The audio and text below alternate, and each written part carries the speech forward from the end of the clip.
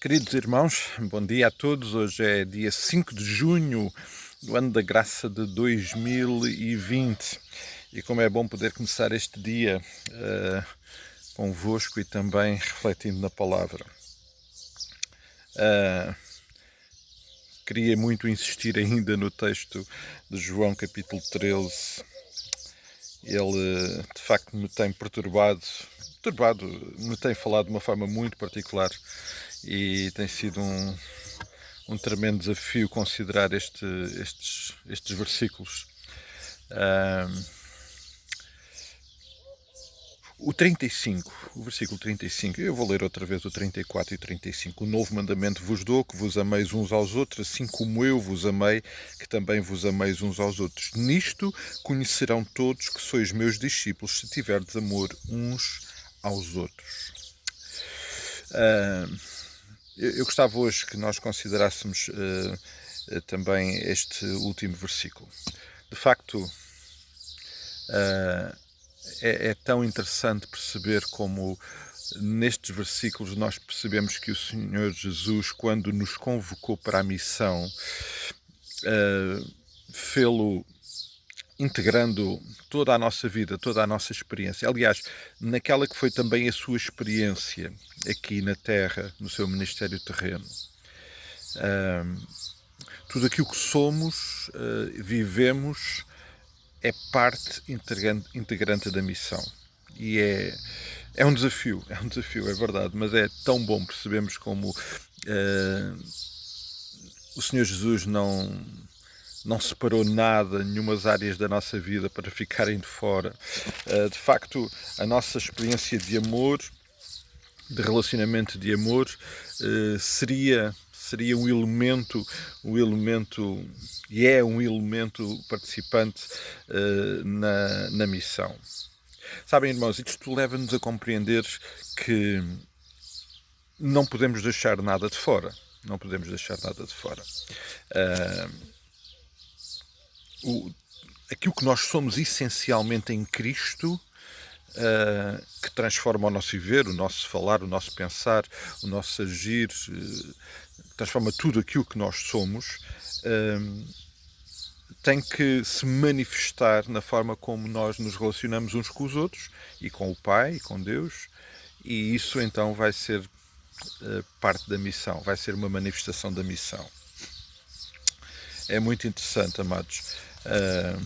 Eu, como os irmãos sabem, durante uma boa parte da minha vida, aliás, a maior parte da minha vida profissional, tive uma empresa e uma das coisas que acontecia quase que diariamente era receber vendedores que nos iam apresentar produtos para comprarmos. Eu confesso que tinha uma atitude muito seletiva com os vendedores. Um vendedor que me abordasse para tentar apresentar o produto dele e o fizesse dizendo mal de outro produto ou de outra empresa, podia ter o melhor produto do mundo, mas eu rejeitava na hora. Eu sempre fui muito exigente nessa matéria, porque eu não conseguia aceitar que alguém para me vender um produto tivesse de dizer mal do outro. É um mau princípio, Então eu, pura e simplesmente, quando os vendedores chegavam, os que me conheciam já sabiam e, portanto, escusavam de o fazer porque sabiam que saíam prejudicados na sua atividade. Os que não conheciam eram surpreendidos porque, se de facto para me apresentar um bom produto me viessem a dizer tudo o que o outro não presta ou não serve, eu rejeitava. E porquê é que eu tinha essa atitude? Porque eu creio firmemente que um bom vendedor é aquele que acredita no seu produto. E acredita tanto que é capaz de transmitir ao potencial cliente as qualidades desse produto e não tem que se preocupar com os produtos dos outros. Porquê? Porque ele vive focado naquilo que está a vender. E encontrei excelentes vendedores ao longo da minha vida de profissional. Aliás, fiquei amigo de alguns deles, muito amigo. mal comparado, mal comparado. Amados, o Evangelho é assim. Eu vivo o Evangelho de tal forma que ele transparece de tal maneira nos meus relacionamentos que isso é evidente para aqueles que estão a olhar para nós e que se torna evidente que de facto temos algo em nós que nos diferencia. E não somos nós, é Cristo em nós. É Cristo em nós. O Senhor Jesus menciona isso. Um pouquinho mais à frente, no capítulo 15, no versículo 10, ele diz: se guardares os meus mandamentos, permanecereis no meu amor. Assim como também eu tenho guardado os mandamentos do meu Pai, e no seu amor permaneço. Ou seja, o relacionamento de amor com o Pai de Jesus, que se manifestava neste caso através da obediência, era uma evidência de quem ele era. E era, obviamente, um elemento transformador para aqueles que caminharam com ele. Amados, nós precisamos de considerar este assunto de amar, do amor na nossa vida, realmente de uma forma muito intensa.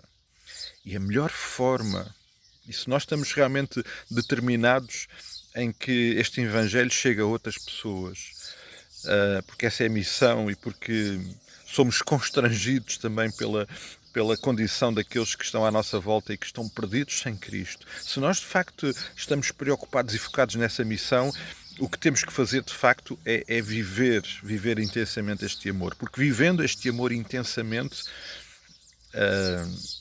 os que estão à nossa volta não vão ficar indiferentes. É o Senhor Jesus que está a dizer, nós sabemos isso e nós precisamos de viver isso.